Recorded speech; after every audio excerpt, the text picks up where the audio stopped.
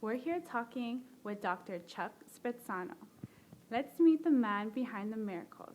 Chuck, please start by telling us a little bit about your work. Well, the nature of my work is healing. It's how can you make things better?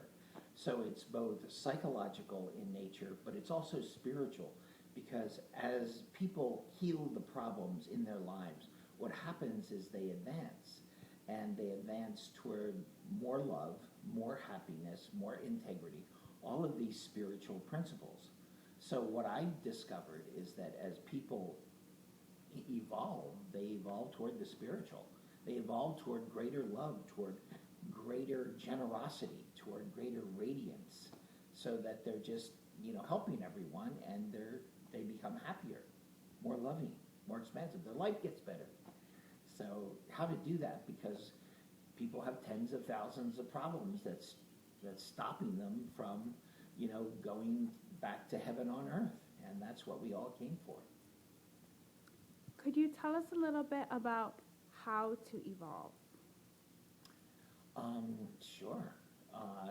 How to evolve, really, to save yourself lots of problems, is to really want to have strong intention. Because what I found was about 85% of our problems are there because we're frightened to take the next step.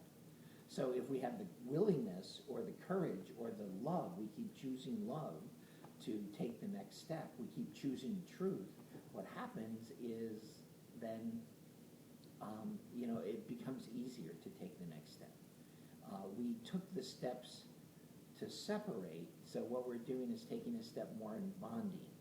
And what bonding does is create more love and success with ease, so that our lives are simple. When we have difficulty, our ego is really strongly at work, and we want to realize there's a difference between investing in our ego and investing in our higher mind, which is our creative mind, is the mind that's attached to heaven, is the mind that has all the answers. Are these the issues that you address in your workshops?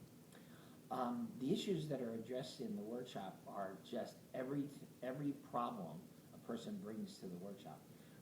Usually we have people with illnesses, even catastrophic or chronic illnesses, that have come to work on that. We have people with money problems.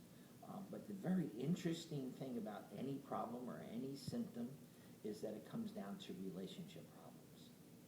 So it's with the significant people around us, and our relationship to ourself, our relationship to our spirit, our eternal self, and our relationship to God. All of these are interconnected.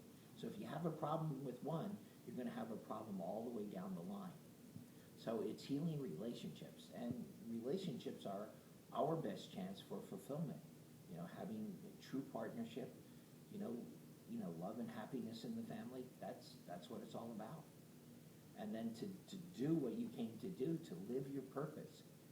Each of us made sacred promises about what we would contribute to life, and what we would heal, and who we would help in our lives, and that certainly includes our family. And where we have any pain, the subconscious aspect is where we turned away from really helping someone, made them the bad guy by not saving them and using that event to run and hide. So, basically what was really going on when we were traumatized or hurt or anything, that's all hidden. But we can now make better choices. We can bring that up to the surface and choose again, because we want a better way. We want a better life for ourselves, for our children, for our partners, and we just want to be happy. And, that's heaven's will for us. So there has to be a way to do that. There has to be a better way. And, what I have found is no matter how dire a situation, if the person has real willingness, then they're going to find that way. They're going to find the people, the tools, the books, the workshops to change their lives. They'll find the answer that they need. Always, my favorite form of research was to fall into the trap, and if I survived it, I'd find the way out for myself and everyone. And I've fallen into a lot of traps, and I've survived, but I don't recommend this form of research. So there are easier ways. You know, you can learn from other people's experience, and you can learn from other people's wisdom and what they have gone through in their life. Heaven's will for us is perfect happiness, but how many of us have that? You know, that's where we've gone off and done things, you know, to invest in our ego. And that just builds up the walls between us and life, us and those we love, us and heaven, and that's not going to be happy. Chuck, how do we know when we've chosen the better way or when we've chosen our ego's way? So simple. One, you feel love and happiness and successful and it's easy, but if there's difficulty, if there's hardship, if there's sacrifice, if there's pain, then we're secretly investing in the ego. We're listening to the ego. There's some kind of payoff that we think we're going to get. One of the biggest things I found, especially working with people with catastrophic illness, is they think there is a gain in pain. And it's a crazy thing. So it's like finding those mistaken choices, but they thought they would have them examine it with their conscious mind and make a better choice. You know, to have the life we want to have, but to get our power back, because we seem to be the victim of certain situations and certain people and the economy and all of these things. But it doesn't have to be that way. You know, we have that power that is within us. We've just pushed it off because we were afraid of it. We thought we would abuse the power, or we thought it would corrupt us, or something, but it was a mistake. Now it's time to, all power is confidence.